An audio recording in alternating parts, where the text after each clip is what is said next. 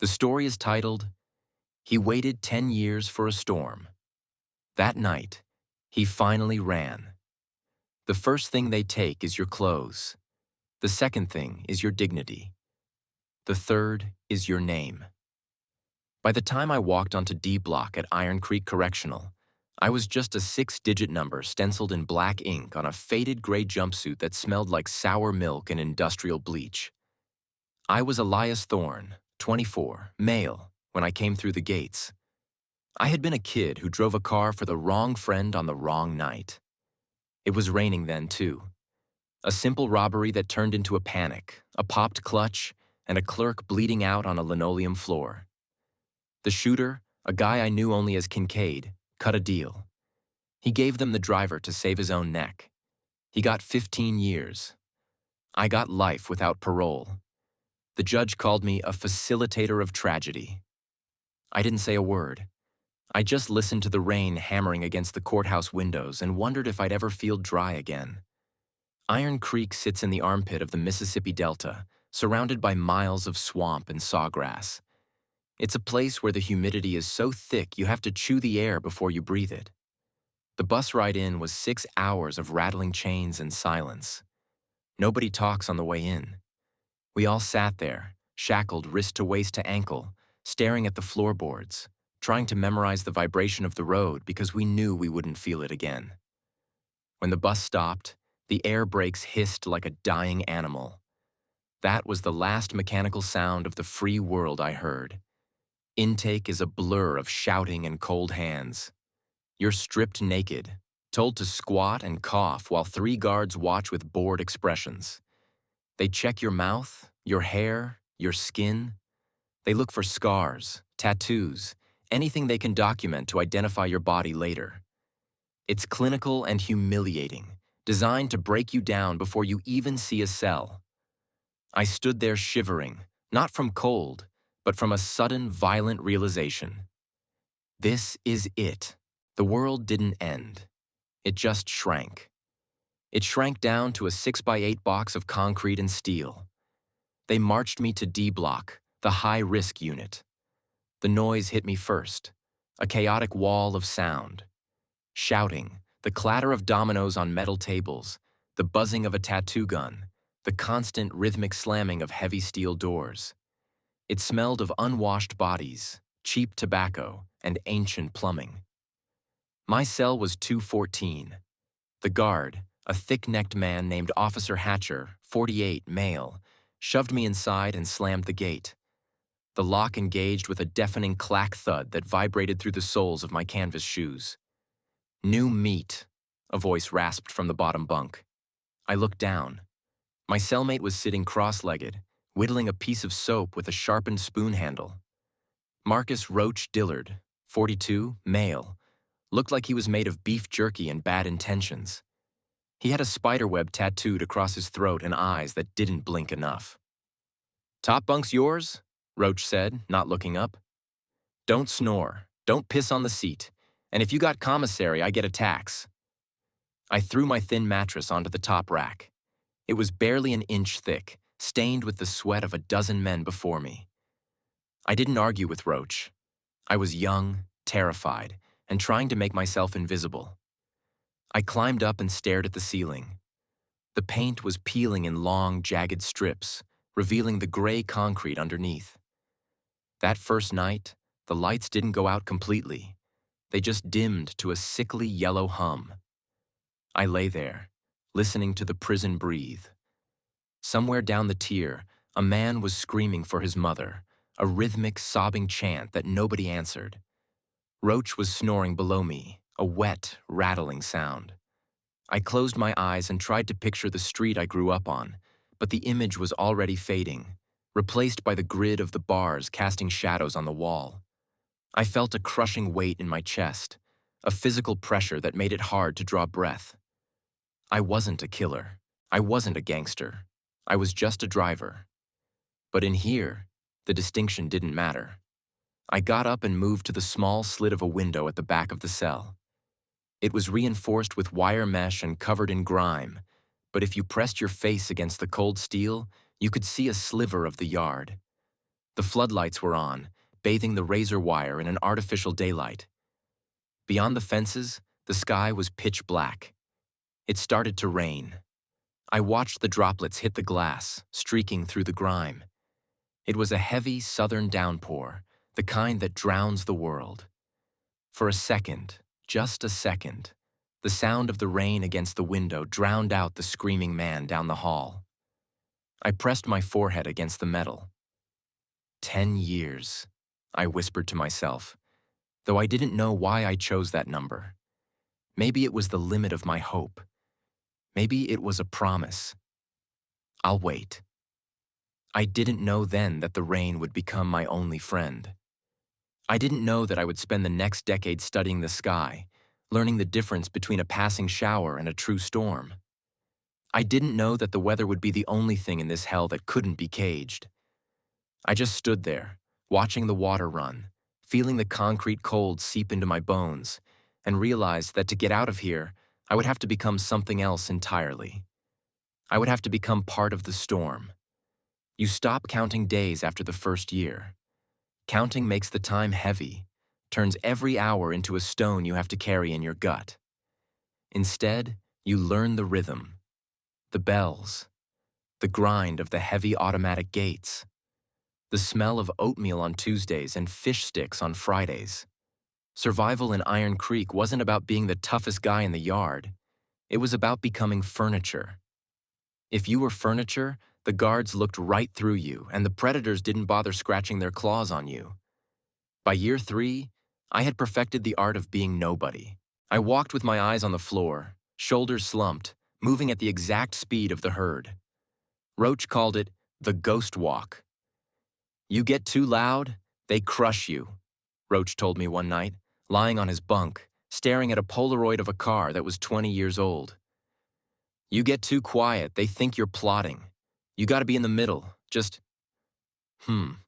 like a fridge. Roach and I had settled into a grim domesticity. We weren't friends. Friendship implies a choice. But we were allies in the war against space. We shared a toilet, a sink, and the air we breathed. I learned that Roach slept with a shiv made from a melted toothbrush taped under his pillow because he owed gambling debts to the Aryan Brotherhood in C Block. I learned to wake him up gently when he thrashed in his nightmares, so he wouldn't wake up swinging. In return, he taught me how to trade trays in the chow hall without getting flagged, and which guards could be bought with a carton of smokes. My break came in year 4, not through a fight, but through a mop. I got assigned to the maintenance detail, specifically the basement crew. It was the worst job in the prison. We spent 8 hours a day in the bowels of the facility, dealing with the ancient, groaning boiler system and the labyrinth of pipes that kept the prison heated. It was a sweltering, deafening hellhole that smelled of sulfur and rat droppings. The heat was so intense it made the walls sweat. But it had one advantage. Officer Hatcher hated the heat. Hatcher, whose gut had only grown larger over the years, would sit in the caged office by the freight elevator, blasting a portable fan at his face, reading comic books. He barely looked at us as long as the boilers didn't explode. That negligence gave me something precious. Invisibility in a critical area. The plan didn't hit me all at once. It seeped in, slow and cold, like the swamp water that surrounded us. Iron Creek was built on the Delta mud. The foundations were sinking, millimeter by year. The maintenance crews spent half our time patching cracks in the concrete floor where the earth was trying to swallow the prison whole. It was during a tropical depression in my 5th year that I saw it. The storm had been battering the walls for 2 days. The wind howled through the ventilation shafts like a dying choir. Down in the boiler room, the air pressure dropped so low my ears popped. I was scrubbing the floor near the main drainage sump. A massive rusted iron grate bolted into the concrete floor in the darkest corner of the room. It was designed to catch overflow if a boiler burst, channeling the water out into the swamp's drainage network. Usually, it was dry and caked with decades of grime. But that day, with the rain hammering down outside, the grate was hissing. I knelt, pretending to scrub a stubborn stain. I put my ear near the iron. I could hear water rushing beneath it, fast, violent, and loud. The swamp had risen. The drainage pipes were full.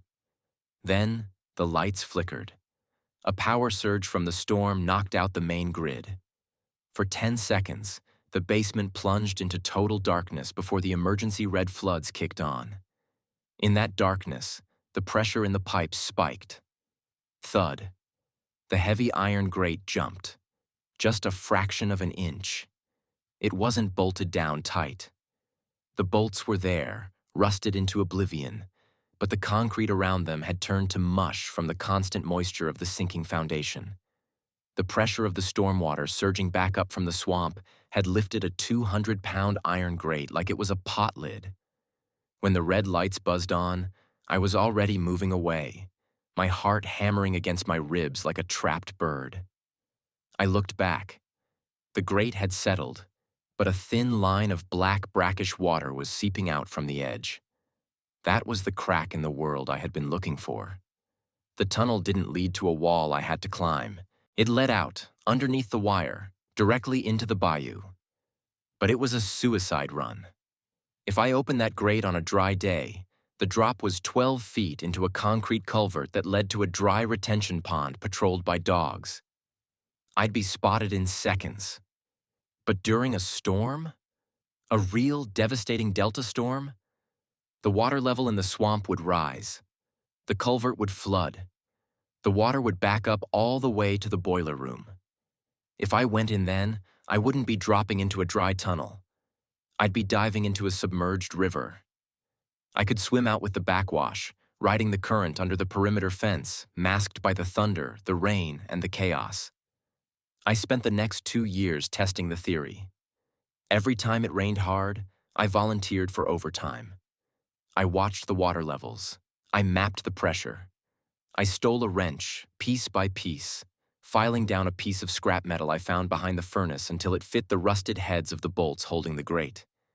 I loosened them, 1/4 turn at a time, over 6 months. Just enough so they looked secure but would shear off with force. I needed a storm, not a shower, not a thunderstorm. I needed a monster. I needed the sky to turn black and the world to feel like it was ending. One night in the cell, Roach caught me flexing my hands, staring at the ceiling. The air was thick, static electricity making the hair on my arms stand up. "You got that look," Roach whispered, his voice sounding like dry leaves. "That 1,000-yard stare." "Just thinking," I said. "Thinking gets you killed," Roach replied. He rolled over, facing the wall. "But if you're gonna do something stupid, Thorne, don't tell me. I got parole hearing in 3 years. I don't want to know where you go when the lights go out." He knew. He didn't know the method, but he knew the hunger. I waited. I watched the weather reports on the TV in the rec room, obsessed with isobars and low-pressure systems. I became a scholar of catastrophe. Then, the summer of my 10th year, the weatherman pointed to a swirling mass of red and orange in the Gulf of Mexico. Hurricane Ida. She was a Category 4, and she was barreling straight for the Delta. The warden ordered a lockdown. Windows were boarded. Sandbags were stacked. The prison braced for impact. The atmosphere on D Block shifted from boredom to a manic electric tension. The air pressure dropped so sharp it made your teeth ache. I looked at Roach. "It's coming." He looked at me, his eyes sad and tired. He reached under his mattress and pulled out a small, plastic-wrapped bundle, 2 packs of cigarettes and a lighter. "For the road," he said quietly. I didn't sleep that night. I listened to the wind pick up, a low moan that grew into a scream. The rain started, sounding like gravel thrown against the walls. 10 years. I had waited 10 years for the sky to fall. And as the first thunder shook the foundation of cell 214, I knew the waiting was over. The storm was here, and it was time to drown or be free. The lockdown siren was a continuous mechanical scream that bored into your skull, but it was barely audible over the fury of Hurricane Ida. The prison wasn't just weathering the storm, it was vibrating with it. The concrete walls of D Block groaned under the wind pressure, a low-frequency bass note that you felt in your teeth.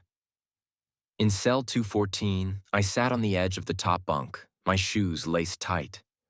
I was wearing 2 layers of socks and a t-shirt wrapped around my waist under the jumpsuit. Roach didn't look at me. He was shuffling a deck of cards, over and over, the snap, snap, snap of the plastic loud in the small space. "They're gonna call you," Roach said, staring at the ace of spades. "Boiler B is gonna choke on the intake. It always does." "I know," I whispered. My mouth tasted like copper. "Don't look back," he said. It was the closest thing to a blessing I was going to get. 10 minutes later, the heavy mag lock on our cell door buzzed and clanked open. It wasn't a mistake. Officer Hatcher stood there, looking wet and terrified. His uniform was dark with sweat, his flashlight beam shaking. "Thorne, get your ass out here," Hatcher barked, his voice cracking. "Basement's taking water. Pump 3 is down. Move."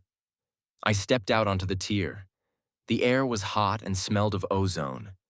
The main power had flickered out hours ago. We were running on the backup generators, bathed in pulsating red emergency lighting that made everyone look like they were bleeding. We moved through the corridors. The prison felt abandoned, the usual roar of inmates replaced by the terrifying howl of the wind battering the roof. We took the service stairs down.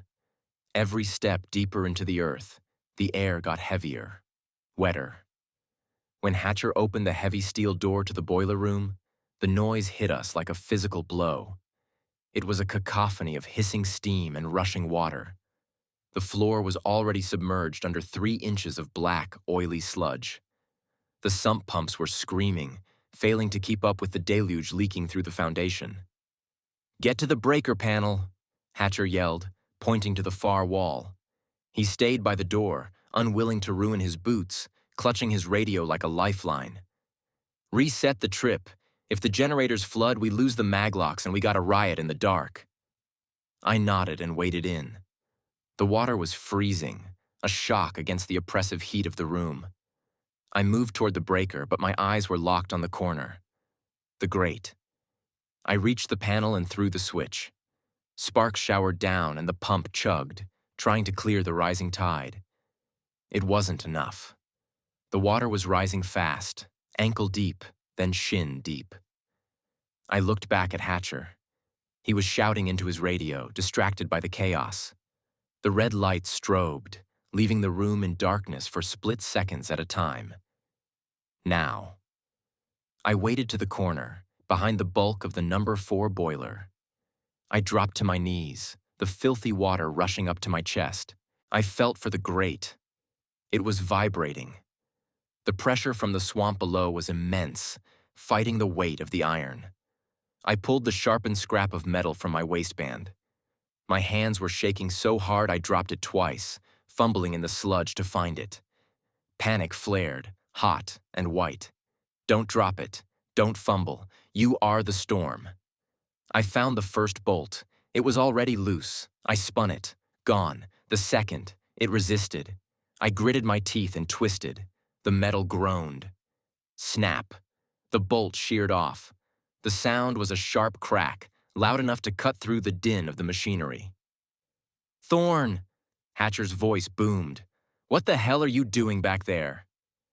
I froze. I saw his flashlight beam sweep across the machinery, cutting through the steam. It landed on the wall above me.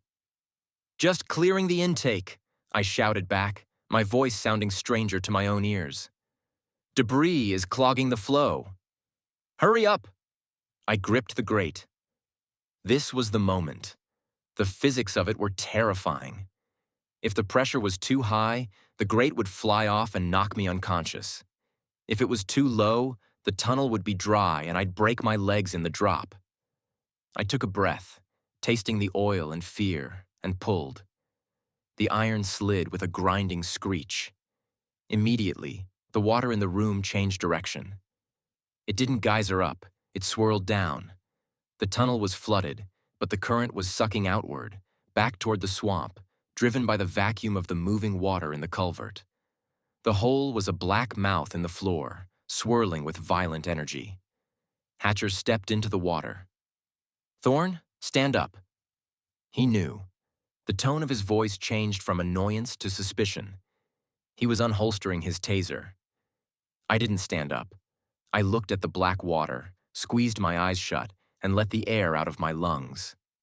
I dove. The world vanished. There was no sound, only the crushing roar of water and the terrifying sensation of being swallowed. I was sucked into the pipe, shoulders scraping against the slime-slicked concrete. It was tight. Too tight. My jumpsuit snagged on a rusted bolt. I jerked, trapped in the pitch black, the water hammering against my head. Panic exploded. I thrashed, kicking wildly, my lungs burning for air that wasn't there. I was going to die here. I was going to drown in a tube of excrement and rust, 5 feet from freedom. No, I ripped the fabric. I felt skin tear on my shoulder, a sharp, stinging line of fire. But I was loose. The current grabbed me again, tumbling me head over heels. I didn't know which way was up or down. I was just debris. I held my breath until my vision sparked with stars. The pipe seemed endless. Time distorted. Was it 10 seconds? A minute? Then the pressure changed. The concrete tube opened up. I felt space around me. I kicked upward, desperate, clawing at the liquid dark. I broke the surface, gasping, choking on brackish water. I wasn't free yet. I was in the retention pond, and the storm was raging. Rain lashed my face like buckshot.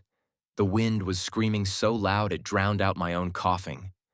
The water was choppy, throwing me against a concrete pylon. A searchlight from the guard tower swept over the water, a blinding white beam cutting through the rain. It missed me by feet. I went under again, swimming for the reed line. My body was heavy, exhausted, numb from the cold. Every stroke was a negotiation with gravity. I dragged myself into the mud of the swamp, the sawgrass slicing my hands. I lay there, half submerged, vomiting swamp water. Above me, the sky was a bruised purple, lit by flashes of lightning that revealed the towering silhouette of the prison walls. The alarm finally sounded, a different one this time. The escape siren. I didn't run. I couldn't. I crawled. I crawled into the darkness of the cypress trees, while the hurricane tore the world apart around me, erasing my footprints as fast as I could make them. I was out, but the storm had only just begun. The swamp didn't want to let me go. For the first 6 hours, I didn't walk. I swam through mud that had the consistency of wet cement. The hurricane was a living thing, tearing the canopy apart above me. Branches the size of torsos crashed down into the black water, invisible until they hit. I was blind, deafened by the wind, guided only by the instinct to keep the prison's searchlights at my back. I wasn't a man anymore. I was a prey animal. My shoulder, torn open by the rusted bolt in the drainage pipe, throbbed with a sickly, hot rhythm. I packed the wound with mud to stop the bleeding, the grit stinging like fire. But I didn't stop. I couldn't. If I stopped, the cold would kill me before Hatcher and his dogs ever got the chance. By dawn, the winds had died down to a dull roar, but the rain kept falling. I found a deer stand, a rotting wooden platform nailed to a cypress tree 3 miles deep in the marsh.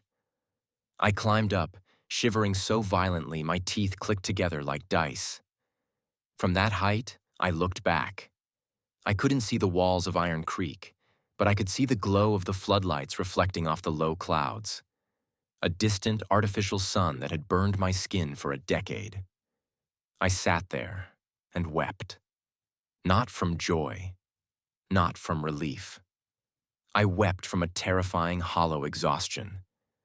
I had spent 10 years waiting for this moment, fantasizing about the first breath of free air. But the air just tasted like rot and rain. There was no choir of angels. There was just the pain in my arm and the terrifying realization that I was alone in a world that had moved on without me. Survival in the free world is harder than survival inside. Inside, you know the rules. You know who the predators are. Outside, everything is a variable. I moved north. I stuck to the rail lines, sleeping in culverts and abandoned barns. I stole clothes from a clothesline in a backyard in Arkansas, a pair of oversized jeans and a flannel shirt. I looked at myself in a gas station bathroom mirror 2 weeks later. The man staring back wasn't Elias Thorne. He was a ghost. His eyes were sunken, darting to the corners of the room. He stood too still. I ended up in Ohio. It was far enough away, and the cold was different there. Dry and sharp, not wet and heavy like the Delta. I found a job washing dishes in a diner off the interstate. Cash under the table, no questions asked.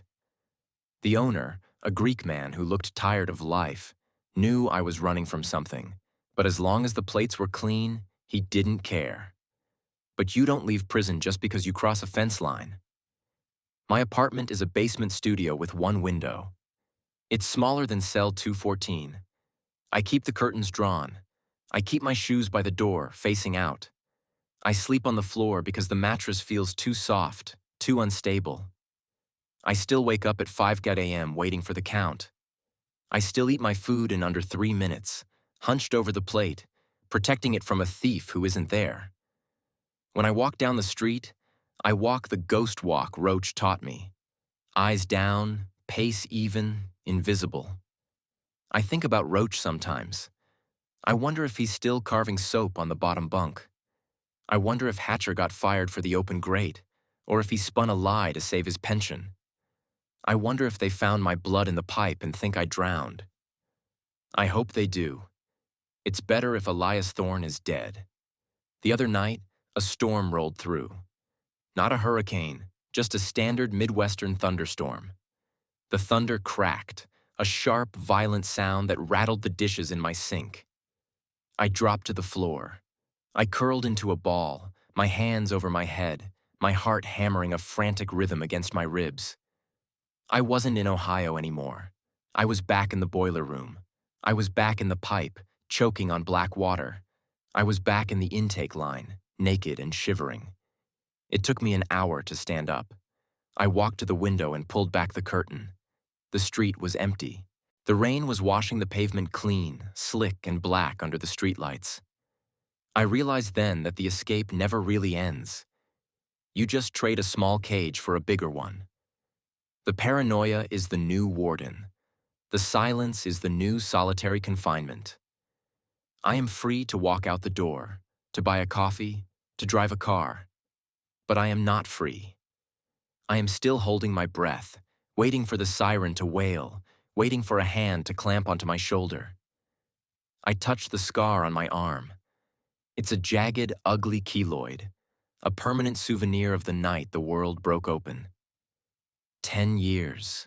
I whispered to the glass, my breath fogging the pain. I'm out. I'm alive.